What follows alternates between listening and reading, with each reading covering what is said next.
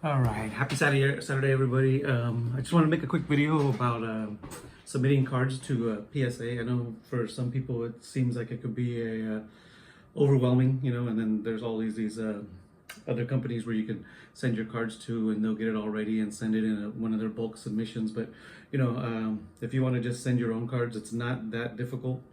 You just have to have the right materials.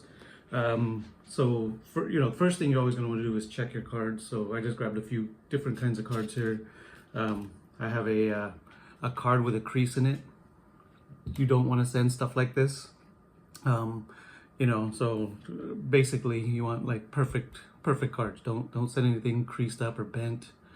And then when you're trying to figure out if a card's worth grading or what kind of grade it'll get, you definitely want to look like, so say on a cardboard card like this Pokemon card here, you're going to look for centering, you're going to look for any whiting on the back. So on the back corner there you could see just a tiny bit of white. I'm not sure if you could see that on there. That's going to probably drop this down to at least a 9. You're not going to probably get a 10. I have seen 10s with the most minorest like corner whitening, but that might be the only imperfection on it. And then when you're doing like the sports cards, I got this little Steph Curry card here. Definitely not worth grading, but you want to look the back centering is so off on this card right here. But with these here too, you want to look at them through different like angles of light, because you want to see if there's any like refractor lines or factory defect lines or anything. And looking at this card here, it actually, the surface looks like pretty perfect. So this would probably grade kind of high, besides the centering. The centering is a little off, so we got a Max Christie rookie card here. Maybe he's a beast later on in the future. Maybe he's the next something. This card right now is really not worth much. PSA 10, it's probably a $25 card, maybe, if that. But we can, like I said, if it's a card you want to grade, just grade it. You don't have to worry about what it's gonna be worth in the future. But so here's what I do. So first thing you do is determine which card you want to send into grading, what kind of price you're gonna get on your return, and then second, you gotta prepare the card correctly. So first thing, you're gonna put a card in a penny sleeve. So we want to put our card in a regular oversized penny sleeve. You can see how much room there is at the top there. Or do not put your cards in these. It might look the same, but this is a one-touch penny sleeve. I mean, the cards barely fit in these because you want to put them in a one-touch. I mean, I'm having a hard time putting this card in there, but look at that. It barely fits in there. It's almost the same size as the card, but it is so hard to get a card out of here. So when you send it to PSA and they try to get your card out of your packaging, you don't want them to have to push the bottom up of the card like this, because that could damage the surface of the card. So do not put it in one of these regular penny sleeves. That's all you're going to use. How much room there is in there, because when they get this, they're going to pull the card out gently, hopefully gently, and not damage your card. So yeah, do not use the tight fit. They're thicker, they're more, they're definitely not as easy to pull out, as you've seen what I just had there. So I determined I'm going to send these two cards in, not sending in the Max Christie. So do not put them in a top loader. So two things: no small penny sleeves and no top loaders. Throw that, don't use that. All right, what you want to use is a rigid sleeve, but there's multiple kinds of these too.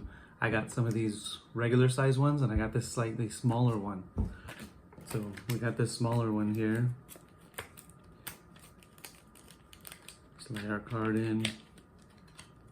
There's not a lot of room. There's not a lot of room in that card, so it's kind of like we got a bigger one here. What you want to do, pull the sides, pull the front, slide that card in there. This is what you want to use. Oops, sorry about that. This is what you want to use. So this is a Card Saver 1, and this is an Ultra Pro. So why do you want to use the bigger one? Well, here's what happens when it gets to PSA. When it gets to PSA, they're not going to pull your card out here. They're going to take a pair of scissors, and they're going to cut the side, and they're going to slide your card out. So if they're doing that, you want the ones that are bigger. So they're bigger, they have more room to cut off the side there. And then when you do that, they slide out easier. So disclaimer, only one card saver was damaged during this video. Okay, so there we go. So we got our larger rigid sleeves here. We stick our cards that we want to send in these rigid sleeves. We're sending these 2 cards. We got okay, so you want to put them in order of your paperwork. So when you go on a PSA, you start listing what cards you're going to send in. So if I listed the Curry first, I want to put this first. Then I list this Mr. Mime, Galarian Mr. Mime, and then I list. So if I'm gonna do more, so you have 10 cards, you want to put them in that order. I don't know, front to back, whatever. I would just put the first card in the front and the last card on your paperwork. Here's some paperwork I blacked out. So we got 3 cards here. Make sure this card's in the front and this card's in the back. Okay, that's how you do it. Next, you want to get like a small little rubber band and just hold the cards together like that. I mean, if you have a bunch of cards like this, you might have to use a couple different rubber bands and just put them in order, you know. So or use the bigger rubber band.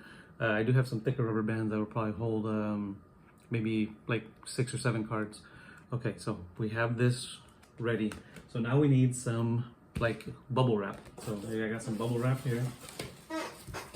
What I'm gonna do is set the cards. I'm gonna wrap it. Kind of want it to be like nice and protected. So I think let's just go with all of it. Look at it. Look how nice and protected those cards are. And then I like to use like a contrasting color. I don't like to use clear tape. I don't know. I hate that when I order something from somebody and it comes in bubble wrap and there's clear tape and it's hard to tell where it's at and all that stuff, trying to cut it and all that. Don't do that. Use like, this is masking tape. It costs $1.90 at a Walmart. Make it kind of big here. And what I like to do is I put here and then I put like, I have it almost like a handle and I squeeze that. So it's easy for them to see. Look at that.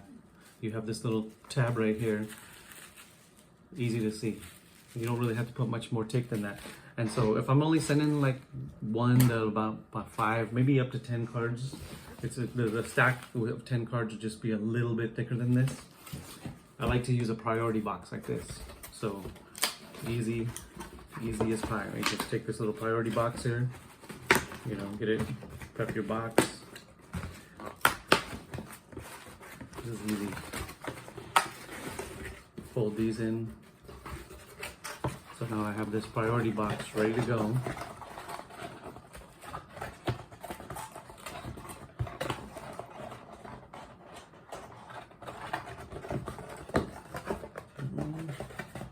It's giving me a little trouble here. There we go. Stick this tab into there. All right, I have a priority box. What I do is, so I could just fold this side in here and this side in here. And just stick this in the box. Stick that in my priority box. Of course, it's wanting to fall apart on me here. Close it up. So what I like to do here, so you have that tape here. Pull that off. Now, if you're shipping more cards, just use a 6x6 box. 6x6, these cost like 68 cents at Walmart, or you can buy a big packages of like 50 of them from like Amazon for like, you know, 10 or 12 bucks or something cheap like that. But when you do it, when you're doing that, you might need a little extra like packaging in here, you know, throw your cards in, throw extra packaging peanuts, or, you know, this kind of thicker bubble, whatever, you know, stick that in there. But okay, so now we have this ready. I forgot one step before you actually close this box.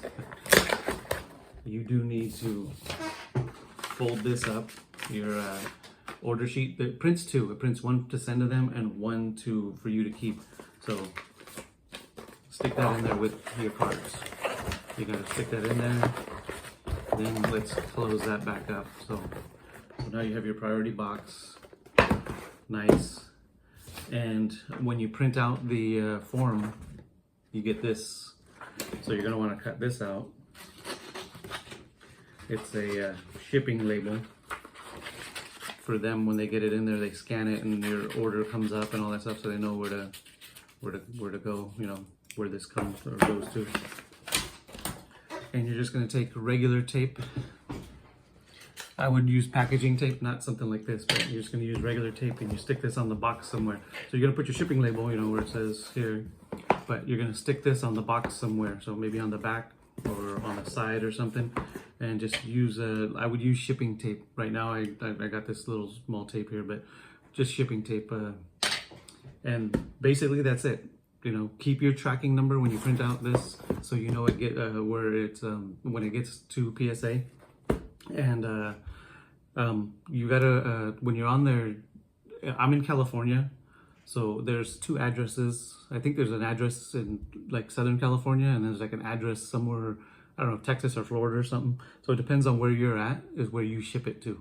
So I ship mine to Southern California. I think it's, I don't remember what it was, Redondo Beach or something like that. But it's that simple. Make sure you're not using top loaders. Make sure you're using the slightly larger rigid sleeves. I mean, and then, you know, just rubber band it. Don't use a bunch of clear tape all over your bubble wrap and stuff. Use something like this, or that blue painter's tape, or the green frog tape, or something that's a little bit different. And this tape is not as sticky either. It's easy to get off. You want to make it as easy as possible for your grader to just get your package. He's going to get this package. We're going to open this up. I think is there a pull tab on these kind? Yeah, maybe not. So he's going to open this up. He's going to get your paperwork. Okay, and then he's going to go ahead and grab this here. And as you can see here, it's easy to rip this off here. Just rip the tab. Okay, tab is ripped. Cards are out. In order of the paperwork. You're going to take this rubber band off of here. And once again, cutting your card saver from the side here and sliding your card out. Ready to be graded after they, you know, pull it out the penny sleeve. And that's how I get my packages ready for PSA. That's it. It's that simple. It's not that hard. It's actually fairly easy. I haven't never sent anything to CGC, SGC, or Beckett, but I'm assuming it's going to be approximately the same thing. So, I mean, if you have like a slightly different way that you like to do it, you know, certain parts of this, you know, put it down in the comments. You know, I'd like to know too, because like for me, that's the easiest way to do it. Super easy. The right type of penny sleeves, right type of rigid sleeves, and I like to use not so sticky, non-clear tape. You know, so it's easier for the grader to actually see, you know, where he's pulling that tape off. Put your stuff in the right order. You know, make sure you're putting the that label on your box, because they scan that when it comes in. All right, man, that is the end of my video. Have a good rest of your weekend. I'll see you on the next one. I'm out.